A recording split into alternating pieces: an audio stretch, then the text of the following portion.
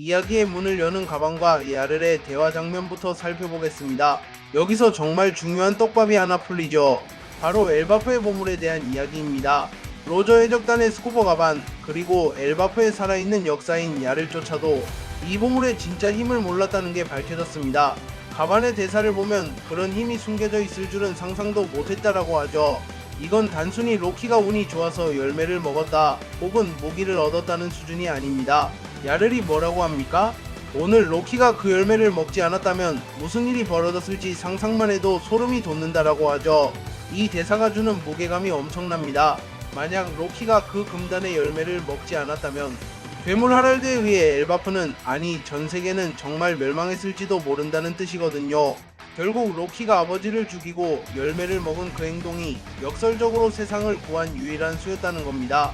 로키라는 존재가 엘바프의 역사에서 단순한 돌연변이가 아니라 낡은 시대를 끝내고 새로운 시대를 열기 위해 태어난 운명적 트릭스터이자 구원자였다는 사실이 여기서 확정되는 거죠.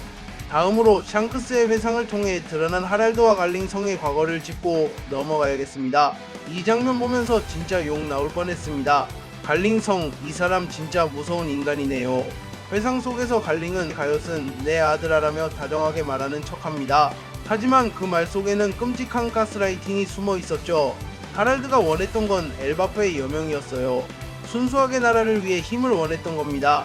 그런데 갈링은 그 순수한 열망을 비틀어서 하랄드를 세계 정부의 충실한 사냥개로 개조해버렸습니다. 특히 하계에 있는 것들은 사람이 아니다, 잊어버려라라고 세뇌하는 장면. 천룡인 특유의 그 역겨운 선민사상이 그대로 드러납니다. 샹크스가 이 기억을 떠올리며 팔의 문장을 움켜쥐는 장면에서 그가 느꼈을 분노와 연민이 화면 밖까지 전해지는 것 같았습니다. 하랄드는 결국 이무라는 꼭두각시 조종사에 의해 춤을 췄던 비운의 왕이었습니다. 그리고 이번 화의 하이라이트 중 하나죠. 바로 허의 옥좌에 앉은 이무의 반응인데요. 여러분, 이 장면 절대 놓치시면 안됩니다. 하랄드가 죽는 그 순간 마리조아에 있는 이무가 어떻게 반응했나요? 단순히요? 죽었네? 가 아닙니다. 물리적인 고통을 호소하며 거칠게 숨을 몰아쉬었어요.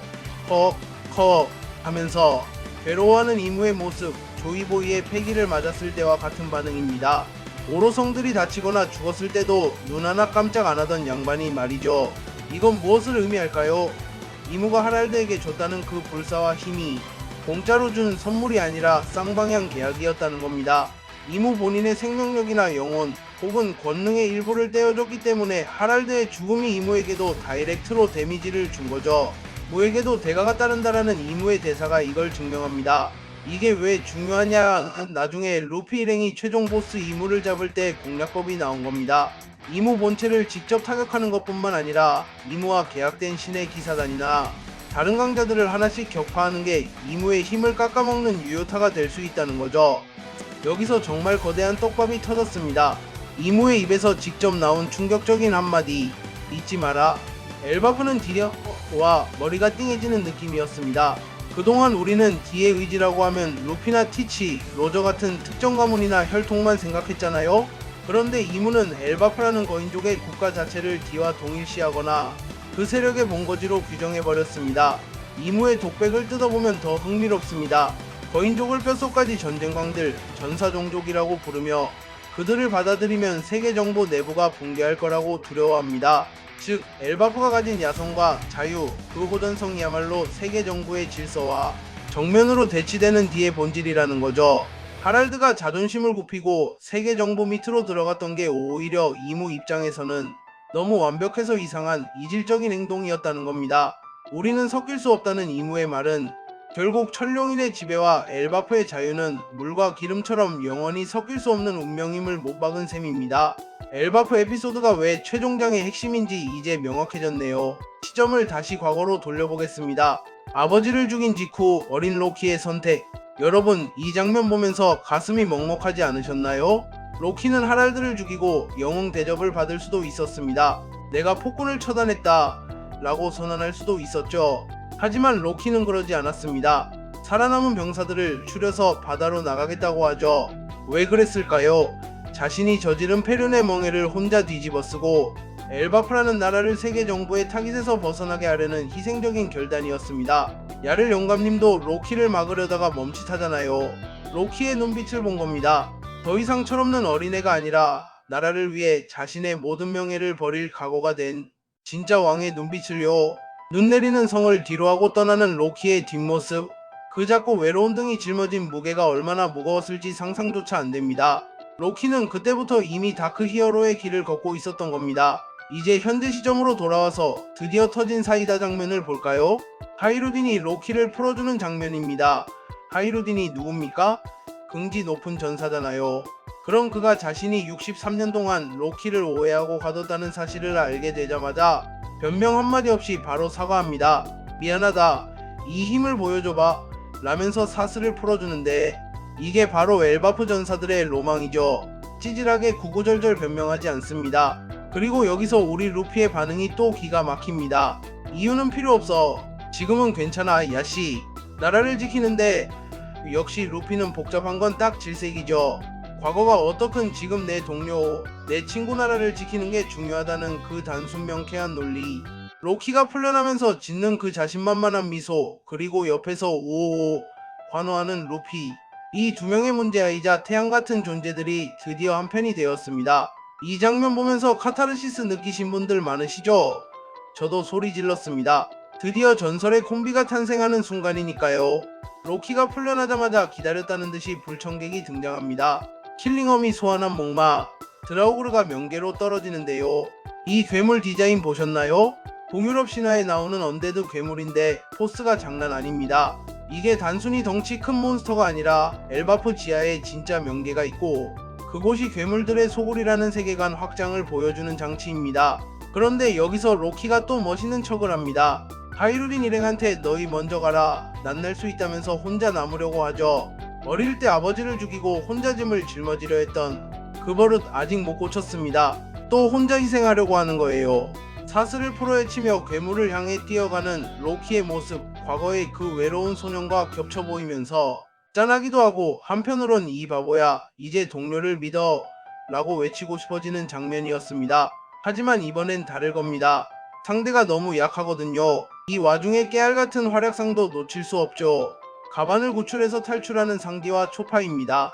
전설적인 해적 스코버 가반이 부상으로 꼼짝 못하는 상황에서 누가 나섭니까? 바로 우리 상디입니다. 가반을 안고 월보로 하늘을 날아오르는데 가반씨 꽉 잡으세요 하는 모습이 든든하더군요. 과거 해적왕의 양날개였던 가반을 미래 해적왕의 양날개인 상디가 구한다. 이거 세대교체의 상징적인 연출 아닙니까? 그리고 초파 상디 머리 위에 매달려서도 의사본분 잊지 않고 상처 벌어진다. 조심해. 잔소리하는 디테일. 긴박한 상황에서도 자기 역할 완벽하게 해내는 밀짚모자 일당의 팀워크가 빛을 발했습니다. 가반이 아들 로키를 걱정하며 뒤를 돌아보는 장면에서는 피는 안 섞였지만 가반이 로키에게 얼마나 큰 애정을 가진 아버지 같은 존재인지 다시 한번 느낄 수 있었고요. 드디어 전장에 남겨진 두 사람, 루피와 로키의 티키타카입니다. 로키가 묻죠. 너 거기서 뭐하냐? 루피가 뭐라고 합니까? 시시시. 어떻게 싸우는지 기대되잖아. 아, 진짜 루피답습니다. 괴물이 나오든 세상이 망하든 센 놈 싸움 구경은 못 참는 거죠. 이 대화가 중요한 게 두 사람이 성격적으로 진짜 잘 맞는다는 걸 보여줍니다. 로키도 루피를 귀찮은 꼬맹이가 아니라 대등한 전우로 인정하기 시작했고요. 그리고 로키가 자신의 무기인 라그니르에게 말을 거는 장면. 내 힘을 보여줘 라그니르 라고 하는데 이거 그냥 도끼가 아닌 자아가 있는 강력한 무기입니다. 무엇보다 루피는 태양신니까 불의 속성이잖아요. 로키는 서리 거인의 핏줄 얼음의 속성입니다. 태양과 서리, 불과 얼음. 상극일 것 같지만 만화에서는 원래 이런 조합이 최강의 시너지를 내는 법이죠. 두 사람이 나란히 하늘에 떠 있는 장면, 시각적으로도 완벽한 대비와 조화를 이루며 팬들의 가슴을 뛰게 만듭니다. 자, 대망의 엔딩을 장식한 로키의 필살기 리프레임입니다. 와, 연출 보셨습니까? 더블 페이지로 꽉 채운 그 압도적인 타격감. 드라우그르라는 그 거대한 괴물을 일격에 꽁꽁 얼려버렸습니다. 루피 눈 튀어나오는 거 보세요. 이건? 하고 놀랄 정도면 말 다 했죠. 리프레임은 북유럽 신화에서 안개와 얼음의 세계, 죽음의 땅을 뜻하거든요. 로키가 쓴 이 기술이 단순히 차가운 냉기를 쏘는 수준이 아니라 죽음의 세계 그 자체를 구현하는 힘일 수도 있다는 얘기입니다. 아까 이모가 하랄드에게 줬다는 불사의 힘조차도 멈추게 했던 게 바로 이 능력일 겁니다. 하랄드의 불타는 재생 능력을 잠재운 서리의 힘. 로키가 왜 엘바프의 수치가 아니라 최강의 전사인지를 이 한 방으로 증명했습니다. 엘바프 편의 전투는 이제 단순한 힘싸움이 아닙니다. 태양 루피, 얼음 로키, 어둠 이무세계 정부이라는 신화적 속성들이 격돌하는 거대한 전쟁으로 판이 커진 겁니다.